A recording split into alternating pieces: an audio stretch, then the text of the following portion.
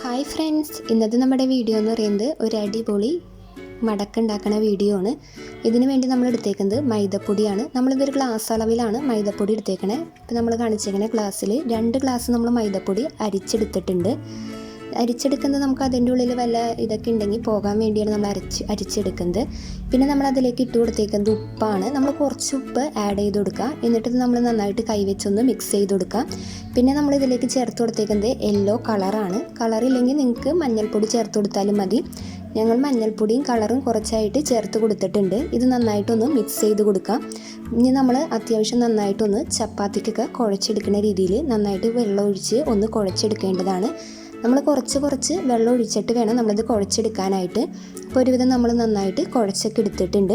നിങ്ങൾക്ക് അത്യാവശ്യം മഞ്ഞ കളർ കിട്ടാനായിട്ട് മഞ്ഞൾപ്പൊടിയൊക്കെ ആഡ് ചെയ്ത് കൊടുക്കേണ്ടതാണ്. അത് നമ്മളൊരു 4-5 റോളായിട്ടൊന്ന് വീതിച്ച് ഒന്ന് റൗണ്ട് ചെയ്തെടുത്തിട്ടുണ്ട്. ഇനി നമുക്ക് ചപ്പാത്തി പരത്തിയെടുക്കണ പോലെ കുറച്ച് പൊടിയിട്ടൊന്ന് പരത്തിയെടുക്കാം.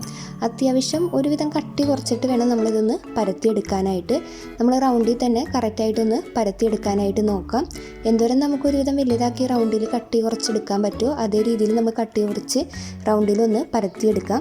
അപ്പോൾ നമ്മൾ പരത്തിയൊക്കെ എടുത്തിട്ടുണ്ട്. ഇനി നമ്മളിതിൻ്റെ മുകളിലേക്ക് നെയ്യാണ് ഒഴിച്ച് കൊടുക്കുന്നത്.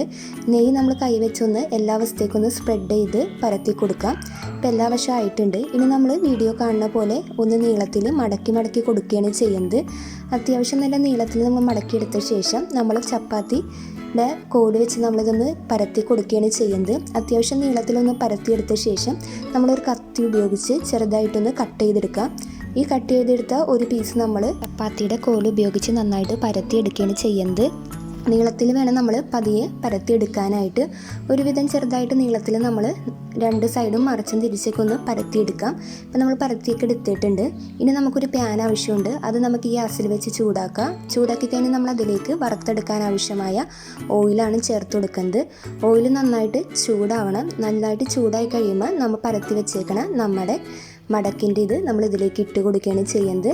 നമ്മൾ ചൂടായി കഴിയുമ്പോൾ നമ്മൾ ഫ്ലെയിം ഒന്ന് കുറച്ച് വെച്ചിട്ട് വേണം ഇതൊന്ന് വറുത്തെടുക്കാനായിട്ട്. അത്യാവശ്യം നന്നായിട്ടൊന്ന് മുരിഞ്ഞ് ക്രിസ്പിയായിട്ട് വറുത്ത് കിട്ടണ വരെ നമ്മളിതൊന്ന് തിരിച്ച് മറിച്ചൊക്കെ ഇട്ട് നന്നായിട്ടൊന്ന് മടക്കി വറുത്തെടുക്കുക.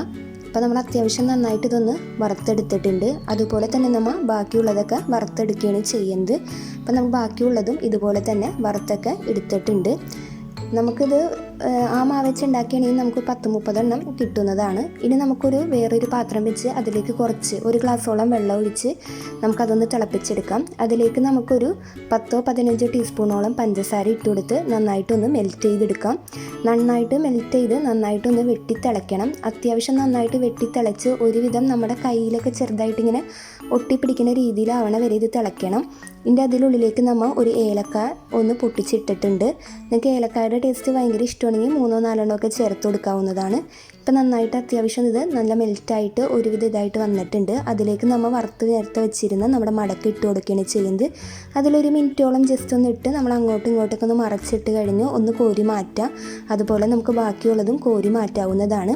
ഇപ്പം നമുക്ക് സിമ്പിളായിട്ട് തന്നെ വീട്ടിൽ ഉണ്ടാക്കിയെടുക്കാൻ പറ്റണ നല്ലൊരു ഇതാണിത്. നിങ്ങളെല്ലാവരും ഇത് വീട്ടിൽ ട്രൈ ചെയ്ത് നോക്കുക. നിങ്ങൾ ഞങ്ങളുടെ ചാനൽ ആദ്യമായിട്ടൊക്കെയാണ് കാണണമെങ്കിൽ ഞങ്ങളുടെ ചാനലൊന്ന് സബ്സ്ക്രൈബ് ചെയ്യുക. അടുത്തുള്ള ബെൽ ബട്ടനൊക്കെ ഒന്ന് അമർത്തുക. ബെൽ ബട്ടൺ അമർത്തിയാൽ മാത്രമേ നമ്മുടെ പുതിയ വീഡിയോസിൻ്റെ നോട്ടിഫിക്കേഷനൊക്കെ കിട്ടുള്ളൂ. ലൈക്ക് ചെയ്യുക, ഷെയർ ചെയ്യുക, കമൻറ്റ് ചെയ്യുക.